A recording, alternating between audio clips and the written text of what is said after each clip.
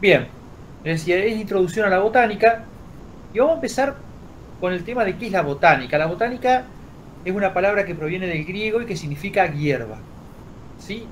Botán en griego significaba hierba. ¿Y qué hace la botánica? La botánica es una ciencia o una rama de una ciencia que es la biología que se encarga del estudio de las plantas. Vamos a tener muchas botánicas. Como decía hace un ratito Valeria, hasta el año pasado había dos botánicas para cursar, botánica morfológica y botánica sistemática. Las dos son botánicas. Fíjense que le agregamos una palabra. En el caso de botánica morfológica, lo que estudia la botánica morfológica es justamente la forma de las plantas, las estructuras, cómo están compuestas, y por otro lado la botánica sistemática toma todos esos caracteres para poder clasificar las plantas, sistematizarlas. Nosotros hoy estamos dando botánica, donde estamos dando las dos cosas juntas, pero no son las únicas dos cosas, las únicas dos partes de la botánica que existen. La botánica se relaciona con un montón de ciencia y hay muchas botánicas. También tenemos la botánica agrícola, que se encarga de cómo se comportan las plantas que se usan para cultivo. Tenemos una botánica, la anatomía vegetal, que es parte de la botánica, que lo que hace la anatomía es estudiar la estructura interna, que nosotros no lo vamos a ver en esta carrera, pero cómo se organizan adentro las células para formar los tejidos, cómo se organizan esos tejidos dentro de cada uno de los órganos para cumplir las funciones. Nosotros no vamos a entrar en eso, pero sepan que también existe esa parte de la botánica. Y a grandes rasgos, con lo que le venía diciendo, podemos tener dos botánicas. Una botánica pura, que estudia las plantas desde el punto de vista teórico, la botánica morfológica, la anatomía vegetal, y una botánica aplicada que ya va a ir más a la parte de buscar conectar esos caracteres de las plantas con la parte de usos de las plantas. Bien, ¿por qué tenemos que estudiar botánica en jardinería? Y acá viene lo que yo les hablaba al principio, de que es una materia troncal. Lo van a usar siempre, ustedes van a trabajar con plantas. Cuando vayan a diseñar un jardín acuático, van a trabajar con plantas acuáticas, pero plantas, campos deportivos, salvo que estemos hablando de campos artificiales, pero que bueno, están avanzando un poco todo lo que es el césped artificial, pero en general las grandes competiciones y las grandes asociaciones deportivas están exigiendo campos de hierba natural. Entonces, otra vez estamos con la parte de plantas, de vegetales. Entonces, por un lado, aprender botánica morfológica nos va a permitir clasificar las especies, saber de qué estamos hablando, de poder diferenciar especies muy cercanas, pero que tienen un manejo totalmente distinto. Conocer las plantas útiles, cuáles son útiles, a través de esos caracteres, saber cuáles nos sirven y cuáles pueden ser un problema para nosotros. ¿Sí? Conocer la estructura de los órganos, cómo están formados para poder utilizarlos. Voy a hacer una poda, voy a hacer un injerto, voy a hacer una reproducción asexual. ¿Qué partes uso? ¿Por qué? ¿Dónde tengo que fijarme? Y justamente todo esto me va a ayudar a poder hacer una multiplicación y una reproducción, que es una parte importante de su carrera, toda la cuestión de viveros, de reproducciones, de plantas, que nos va a permitir mejorar y lograr plantas nuevas, pero para eso tengo que conocer la estructura. Vamos a ver qué es una planta, porque por ahí nos podemos llegar a confundir y hay muchas cosas que consideramos plantas que no son. Algunas de estas cosas son muy finas, pero que no son tan complicadas de entender. Por ejemplo, esto de que las plantas tienen células eucariotas. ¿Qué significa eso? Que las células que van a formar la unidad funcional de todos los seres vivos es la célula. Nosotros estamos formados por célula, una vaca está formada por célula, una planta formada por célula. Y esas células hay dos grandes tipos. Unas que tienen, como aparece acá, fíjense, un núcleo bien diferenciado, rodeado por una membrana y que lo separa de todas las otras partes que tiene la célula dentro, que son las células eucariotas, que tienen un núcleo verdadero. Y después las células de las bacterias tienen una cantidad de cositas adentro, pero no está diferenciado, no hay un núcleo verdadero. Las plantas tienen estas características, estas células eucarión. Las plantas son organismos que están formados por muchas células, y acá viene la primer gran diferencia, porque hay algunos organismos que están formados por una sola célula, o algunos organismos que están formados por muchas células y que son parecidos a plantas, pero que no terminan siendo plantas. ¿Por qué? Porque para ser plantas, esas células que vimos que eran eucariotas tienen que unirse, o sea, no hay una planta formada por una sola célula, sino que todas tienen muchas células, y esas células tienen que formar tejido. ¿Qué es un tejido? Es un conjunto de células que se relacionan y se unen para cumplir una función. Hasta acá son cosas muy finas, pero esto nos permite, por ejemplo, separar a una planta de un hongo. Los hongos no forman tejidos. Son organismos que tienen muchas células, sí, pero no forman tejidos. Las algas tienen muchas células, pero no forman tejidos, no son plantas. ¿Sí? ¿Qué nos permite separar a este nivel? Y yo le dije, no vamos a entrar en anatomía, pero es la única vez que vamos a hablar de anatomía, les prometo. Y vamos a ir a la célula. Cada célula de los vegetales tiene como una especie de envoltorio que es una pared celular, que es de celulosa. Por eso de las plantas se puede hacer papel. El papel es celulosa, se saca de la pared celular de las plantas. Y eso permite diferenciar una planta de un animal. Los animales no tienen esto. Ustedes miran, pero es fácil, ¿cómo no voy a diferenciar una lechuga de un caballo? Está bien, una lechuga de un caballo es fácil, pero si yo le digo un helecho de una esponja de mar o de un coral, vayan a Google, busquen un helecho y busquen un coral o una esponja de mar y van a ver que son muy parecidos. Y la única diferencia está acá. No la única, porque ya vamos a ver que hay otra muy importante. Las plantas se pueden reproducir sexualmente y asexualmente. Las plantas producen gametas masculinas y femeninas que forman una semilla, pero también podemos reproducir las plantas por trozos. En algunos casos un trozo de tallo, en algunos casos un trozo de hoja, en algunos casos una parte de una raíz, nos permite poder reproducir las plantas y lograr una planta totalmente nueva. Las características van a ser distintas, pero nos permiten reproducir las plantas. Y acá está una de las características principales de las plantas.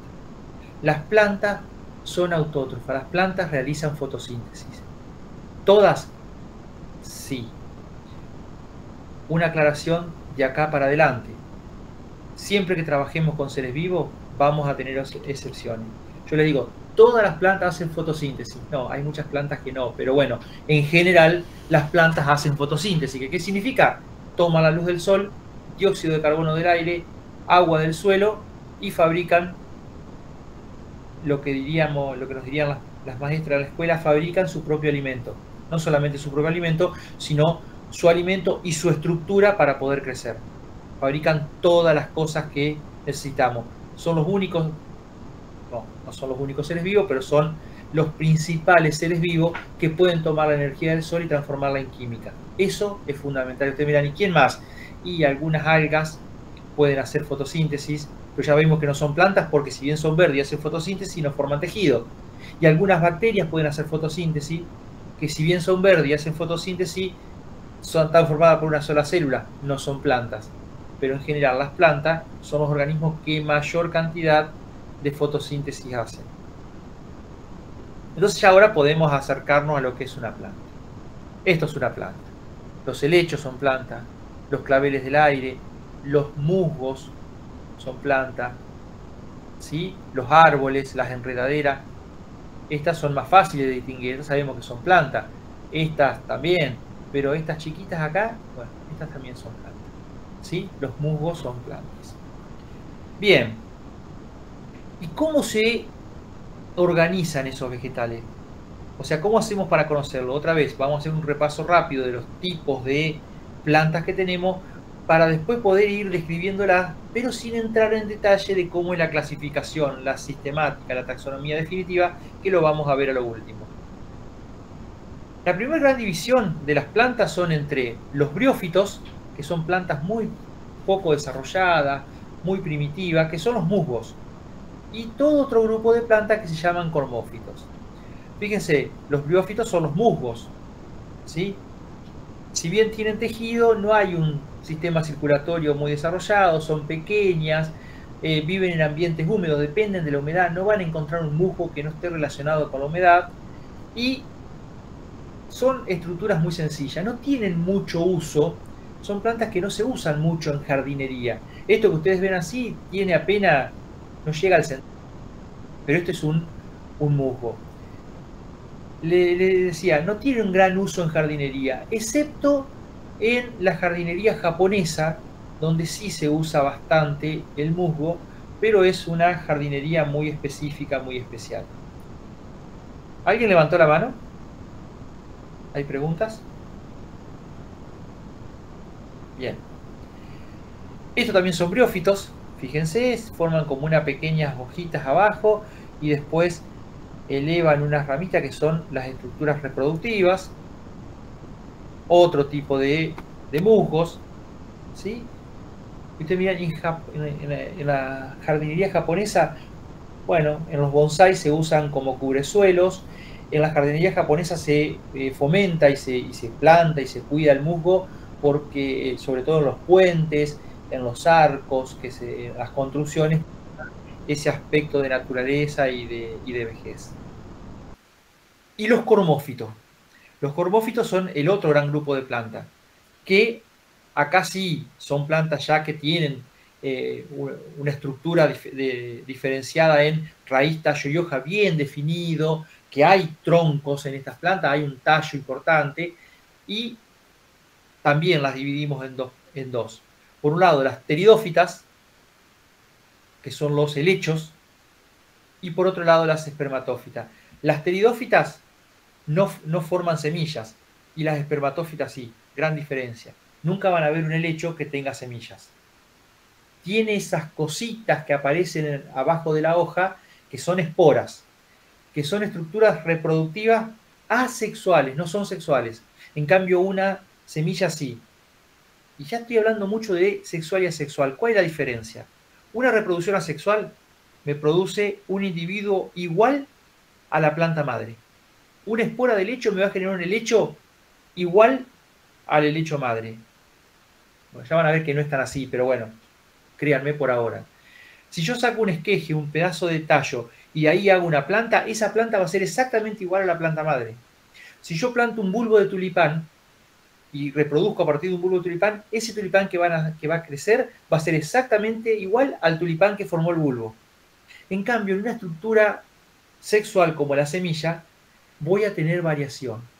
Las plantas que voy a obtener a partir de semillas se van a parecer un poco al papá, se van a parecer un poco a la mamá, pero no van a ser iguales. Y entre el papá y la mamá va a haber toda una combinación, una variación de formas que no va a ser lo mismo.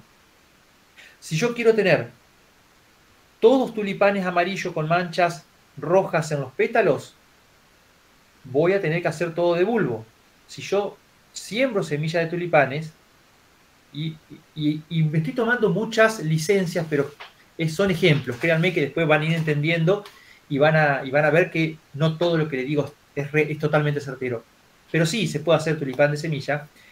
Si yo saco semillas de un tulipán amarillo, con pétalos amarillos, con manchas rojas, y probablemente obtenga desde tulipanes rojos a tulipanes amarillos, con más o menos manchas, incluso alguno puede salir rosado, o alguno puede salir anaranjado. Voy a tener toda una combinación porque eso es lo que me da la variabilidad genética, que me da la reproducción sexual. Que es bueno en algunos casos y no tan bueno en otros. Es bueno porque permite variación y permite que en la naturaleza las plantas puedan defenderse de cosas que la atacan. No es bueno si estoy buscando que sea todo igual. Las pteridófitas son todos los helechos. Las colas de caballo son helechos. Acá en las puntas, esas cositas negras son las que van a producir las esporas. Y vuelvo un poquito por por el ciclo que es interesante. Fíjense, yo tengo la planta de leche, la que tengo en la maceta.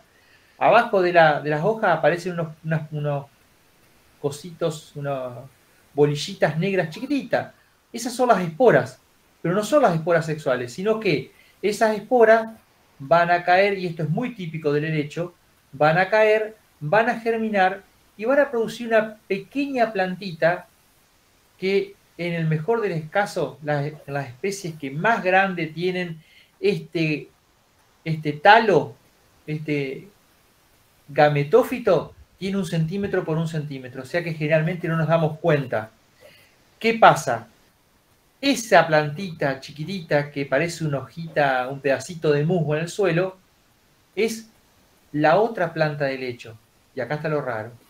Los helechos, las pteridófitas en general, tienen lo que se llama 2 generaciones, alternancia de generaciones. Tienen una planta grande, el esporofito que produce esporas, y tiene una planta más chiquitita, prácticamente invisible o no perceptible a la vista, que es el gametófito, que vamos a tener gametófitos macho y gametófitos hembra. Van a producir las gametas sexuales, las masculinas femeninas, que se van a unir, y cuando se unan, ¿sí?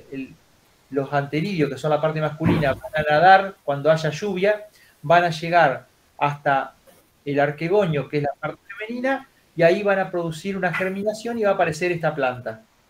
¿Sí? Esto vive muchísimos años y es grandote, lo vemos hermoso.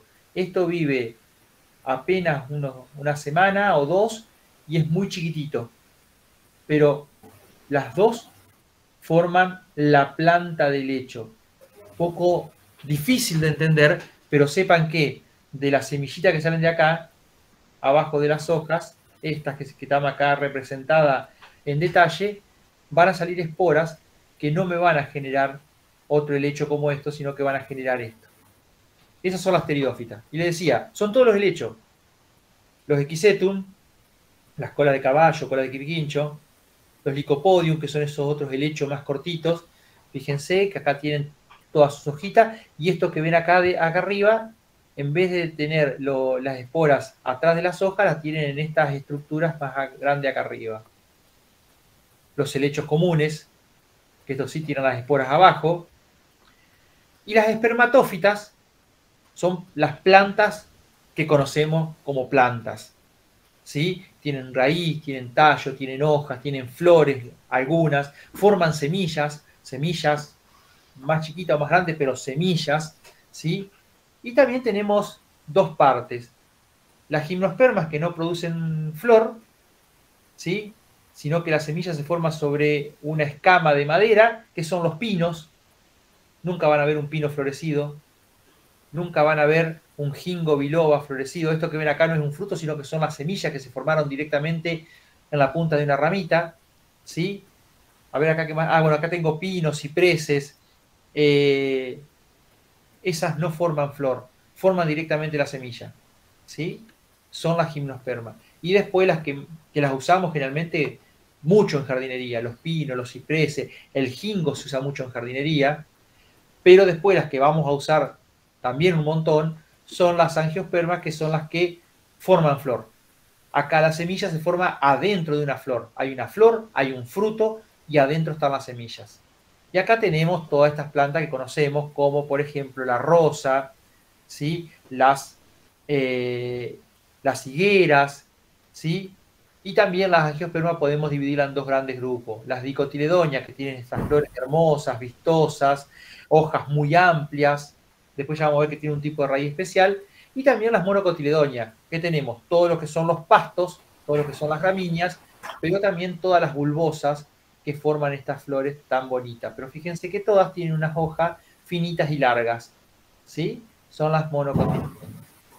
Esto es a grandes rasgos la gran división. Plantas diminutas, muy chiquititas, relacionadas con zonas muy húmedas, que no tienen mucho más de 2-3 centímetros. Los musgos, las briófitas. Por otro lado, las cormófitas, que tenemos los helechos, que son las pteridófitas, que no tienen semilla, y las espermatófitas, que sí tienen semilla. Dentro de las que forman semilla tenemos las que tienen flor y las que no tienen flor.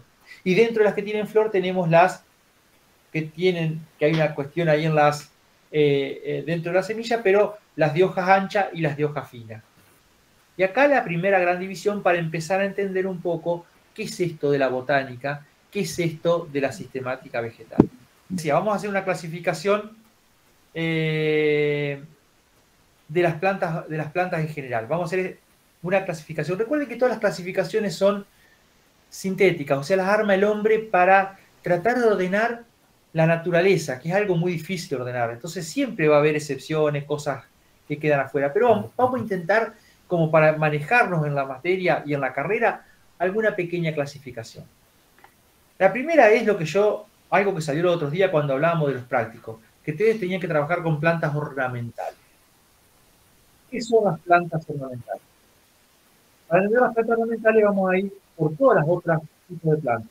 Les decía, teníamos plantas alimenticias, las que se cultivan para ser consumidas como alimento. Yo le decía, nadie va a plantar un maíz, o la mayoría de la gente que planta maíz lo planta para comerse o para darle de comer a los animales la semilla, no como adorno.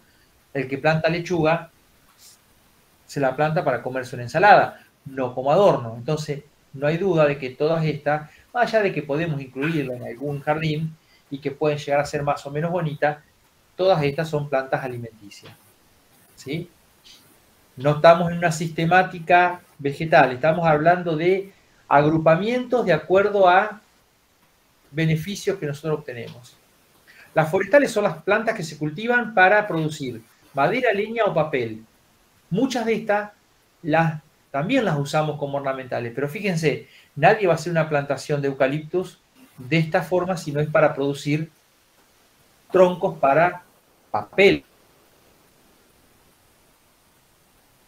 Y no voy a plantar uno que otro pino como adorno, pero en este caso las plantas forestales son las que utilizamos para producir madera. Las medicinales, que acá están medio relacionados con las ornamentales, son plantas que las usamos para producir remedios.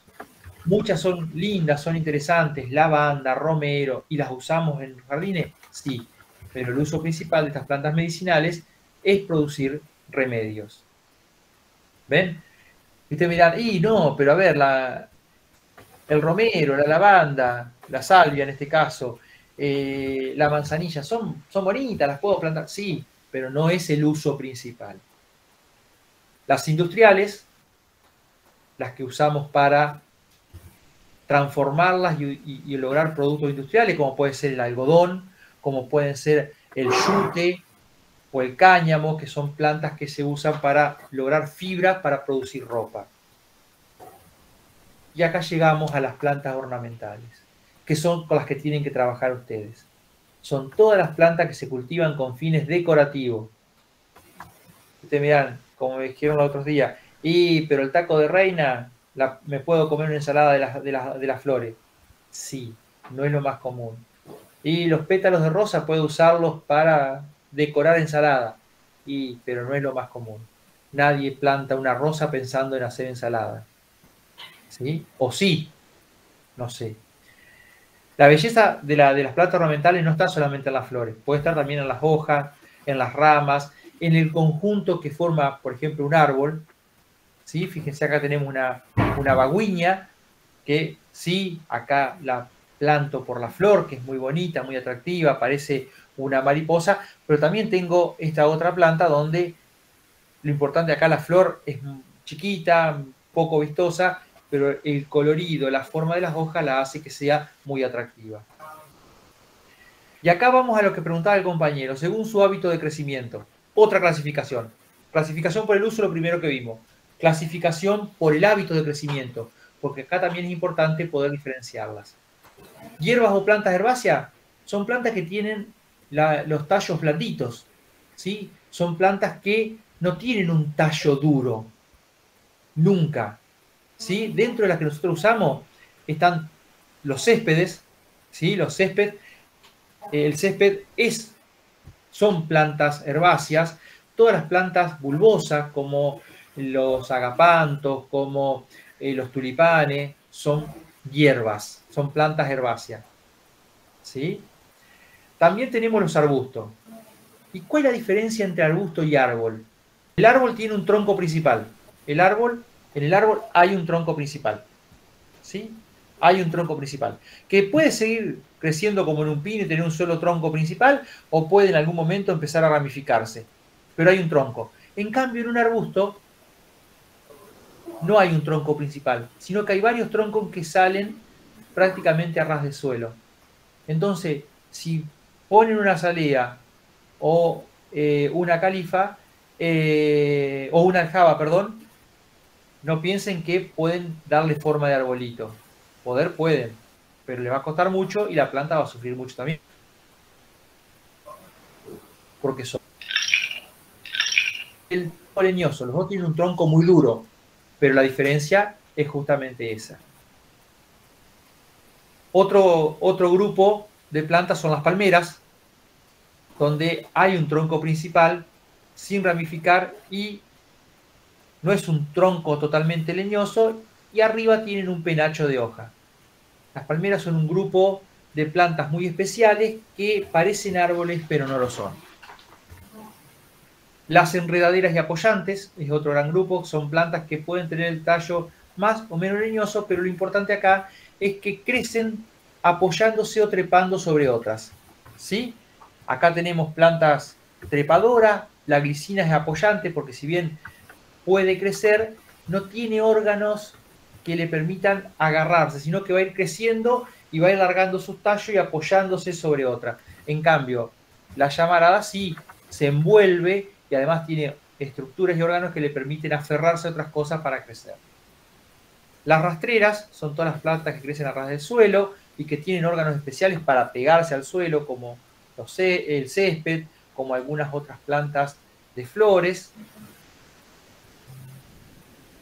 Los cactus y suculenta, otro tipo de plantas por su hábito de crecimiento, plantas que tienen hojas diminutas o muy engrosadas, muy carnosas, que están habituadas a vivir en ambientes muy secos. Y lo que preguntaba el compañero, las epífitas estarían dentro de este grupo. Aunque epífitas es un término que significa que crecen, que son plantas que viven apoyadas sobre otra cosa. Por ejemplo, los claveles del aire no son parásitas. Viven apoyadas sobre a otros árboles, pero también pueden vivir sobre postes de la luz, sobre cables de la luz, porque toman lo que necesitan del aire, no de la otra planta. También podemos clasificarla de acuerdo a la necesidad de luz, plantas de pleno sol, media sombra o sombra. Eso es importante, saber los hábitos de crecimiento de las plantas para poder ubicarla. Si yo pongo este lazo de amor a pleno sol, probablemente se me quemen las hojas. Si yo pongo la sansevieria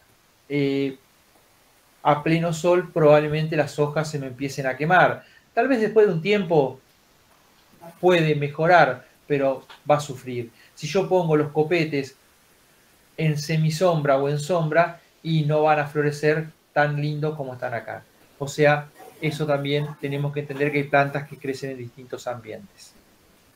Después las podemos clasificar de acuerdo a cuánto viven. Tenemos plantas perennes, como la gardenia, plantas anuales, como los cosmos, o bianuales, como los gladiolos. O sea, tenemos plantas que las plantamos y el primer año no me producen flores y el segundo sí, y ahí se mueren. Plantas que nacen, crecen y producen flores en la misma temporada, y plantas que pueden vivir varios años y van a florecer y van a persistir durante varios años.